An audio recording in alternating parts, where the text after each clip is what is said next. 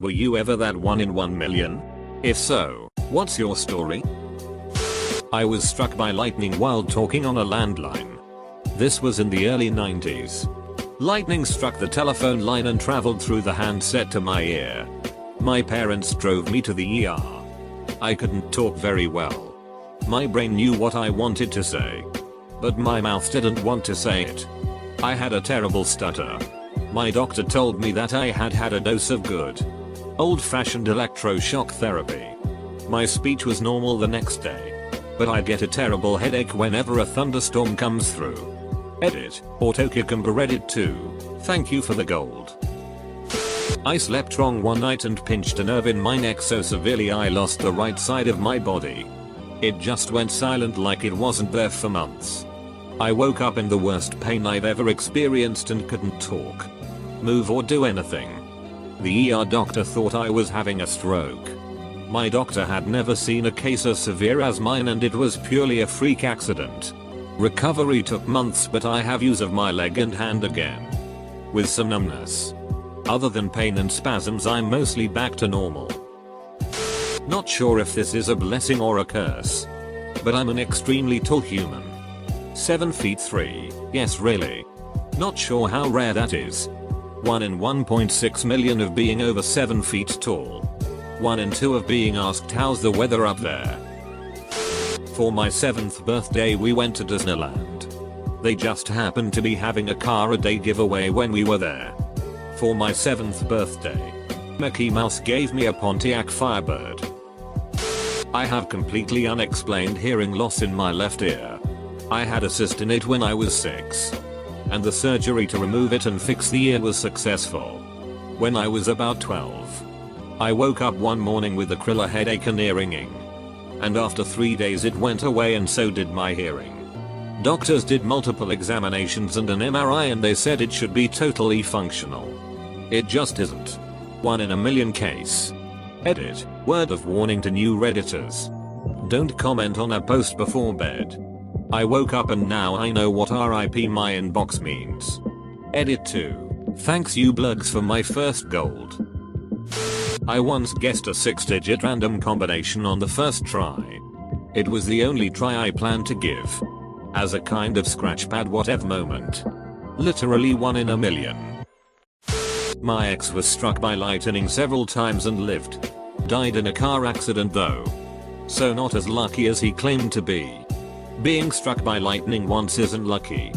Being struck by lightning multiple times is lucky. I am allergic to the cold. Like literally. I get intense hives, swelling, I pass out, and throw up. Doesn't even have to be freezing. Below 45 degrees without a jacket and I can't do it. I have to carry an EpiPen with me in the event that I drink something too cold or have a severe reaction. Edit, thank you kind stranger for my first silver. The first one I don't know about the exact odds. But I was born on the 7th of July 1977 and weighed 7 pounds and 7 ounces. Sadly though I clocked in at 6:50 am. The other is that around the age of 14 I started to notice the outsides of both of my feet starting to get much wider. After a couple of years of buying expensive custom made shoes they decided to perform surgery on my feet. Turned out I had extra muscle growth along with something else I don't recall at the moment. My podiatrist told me he submitted a scholarly article on it. May also have been genetic as when my dad was 3. He developed an extra toe growing out of each one of his big toes. When I was a teenager I had just started working at the local Sears Auto Center Express Lube shop and on day 1 did a quick orientation and my first oil change. The manager walked away when he felt I was good to go and the oil change went well. Fast forward a few days later my manager asked me to come into his office and he explained that the oil filter I had used had one huge flaw. I didn't know what that was and it turned out the filter was pressed on backwards into the filter can and it wouldn't allow oil to flow in and it damaged the motor. They had to purchase a new motor for the person and I still kept my job. He said it was a 1 in a million chance that would have happened and it did on my first oil change. Uterus ruptured into my bladder after birth of my youngest. It was 1 stroke 4 in. Away from a major artery. Nearly died. Wow. The human body sucks at giving birth : hope you're better now. Right?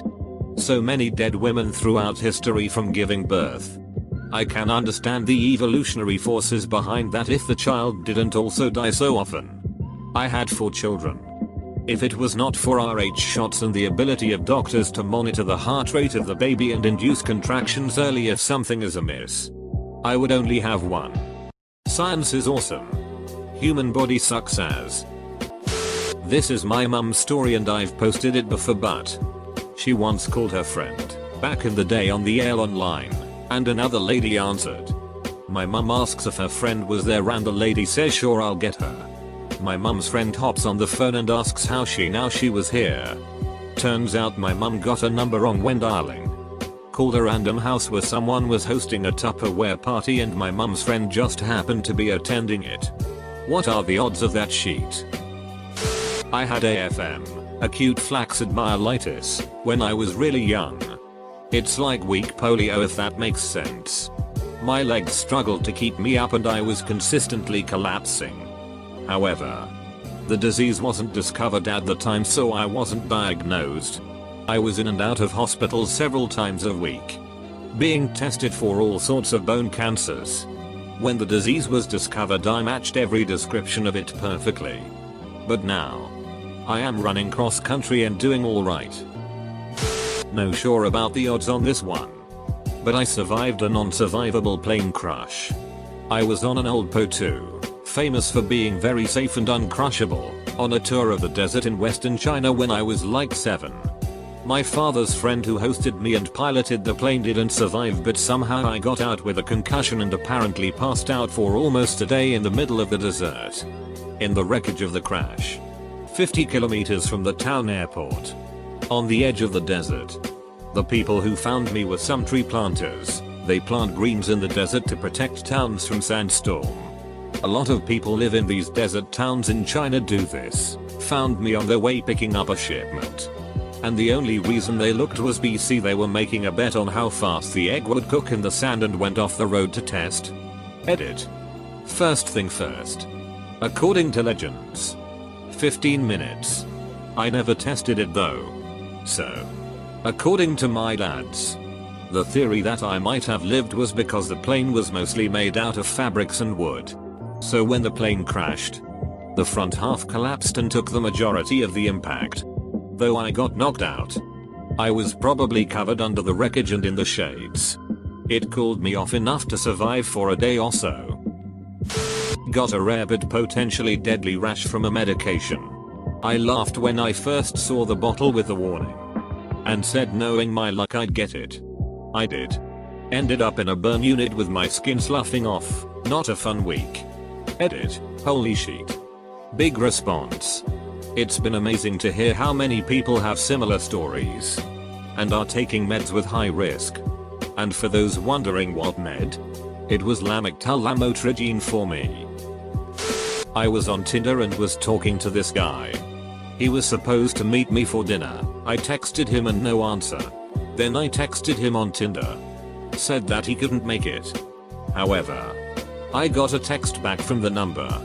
It wasn't the guy that I thought I texted. It was the actor Gerard Butler. I thought he was lying until he FaceTimed me. Nice guy. Edit. Well, I didn't think this post would blow up. First, I didn't go on a date with him instead. He lives on the west coast and I live on the east coast. I didn't keep his number because I respect his privacy. When he FaceTimed me he was super casual and asked me why I was using Tinder and he wished me luck on it. When I was a kid, I was chilling in the water of the Mediterranean Sea in Turkey. Suddenly I felt an awful burning sensation on my stomach and my legs. I looked like I had been brutally sandpapered and I got a 40° C, 104° F fever. Turns out I made contact with a jellyfish. And later found out that it hadn't happened on that beach for 10 years or so. I was just extremely unlucky.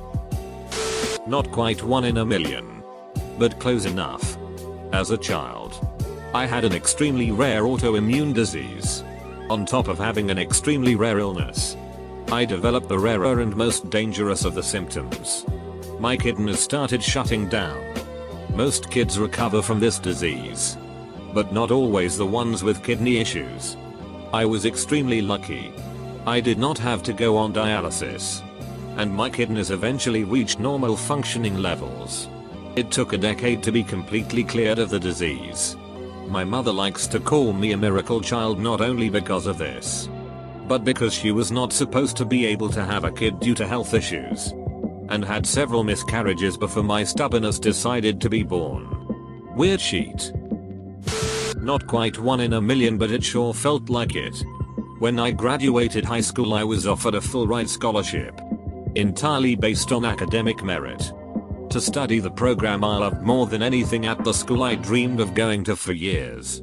The school in question was notorious for giving very few scholarships, and the particular scholarship I won is awarded to very few students each year. I'm still pinching myself sometimes. Edit. Wow, my first silver. Thanks guys. I was kidnapped when leaving work and held for 18 months. Along with 2 other girls. The guy who took us claimed himself to be an ineffable lower god, and used cult tactics, manipulation and control to have us be his family. I was allowed to leave to the grocery store as an errand, but knew if I didn't come back the others would receive my punishment. I finally got away by stabbing my captor when I believed he was going to kill me. Edit. I did a podcast about the experience, and if you'd like to give it a listen, go check out whatwasthatlike.com. I am a 19-year-old male.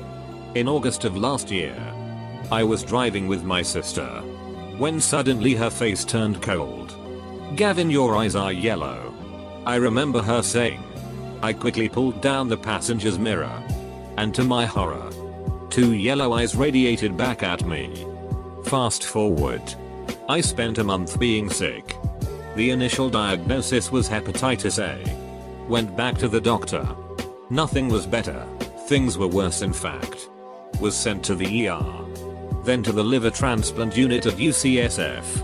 By this point my eyes had turned muddy orange, and my pee was the color of a mahogany tree.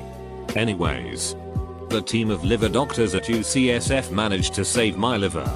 I was diagnosed with autoimmune hepatitis. Oh. And my eyes are white again.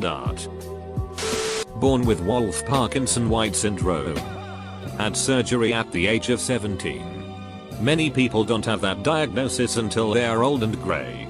I had a freak accident that revealed it. Thanks everyone for the comments. After reading so many comments about people having WPW, or have a loved one with it, I'm now curious as to why there is no subreddit for it. It's apparent little is known about WPW, too many. Bought $3 worth of pong gonads at one of those games at the state fair. I think it was 10 gonads. And the grand prize is in the middle and you have to land it in a small glass container. I was having fun and just decided to throw it by flicking my wrist in a weird way. It bounced around for a while and landed right in the red glass container, which was the grand prize. Even the worker was surprised that I got it. Had to walk around the state fair with a giant charm and a plush toy after that. I was born 1 pound and 6 ounces in 1998. Doctor said I had like a 15% of surviving or something like that. They also said that if I did survive I would have been a vegetable. So months pass. Funny thing was I came out of the hospital on the day I was due. Came out in February, left the hospital in June. While I am still forming as a baby and it's 20 years later and I'm live and healthy. I can walk, talk and all the normal things. Only thing really wrong with me is my right eye is hanging on a thread cause of reasons and I'm socially autistic. I guess that's 1 in 1 million. My life. And not in the cliche OMG the sperm made it the egg kind of way. My father was married to somebody else and was officially missing and was last seen in the USA. My mother was a drug addict alcoholic living on the streets of the downtown east side of Vancouver. She was already pregnant according to the pee test she took. She smoked. She did drugs. She drank. She did God knows what else to get her hands on those things. Somehow, I was born underweight but with only mild FASD caused by all of that. I ended up in foster care going in and out from 2-5 until becoming a ward of the province. I went on to get my bachelor's and have broken the cycle. My children have a safe home and food on the table. They know they are loved. Obligatory thanks for the gold edit. Thank you all for the support. I am trying to respond to everyone, but between my 3 comments on this thread I am getting overwhelmed. Every single time I get some kind of illness, every doctor I go to says they've never seen a case like mine before. Every ducking time. I'm really amused by the idea of you walking in with, like, a basic head cold and the doctor being baffled.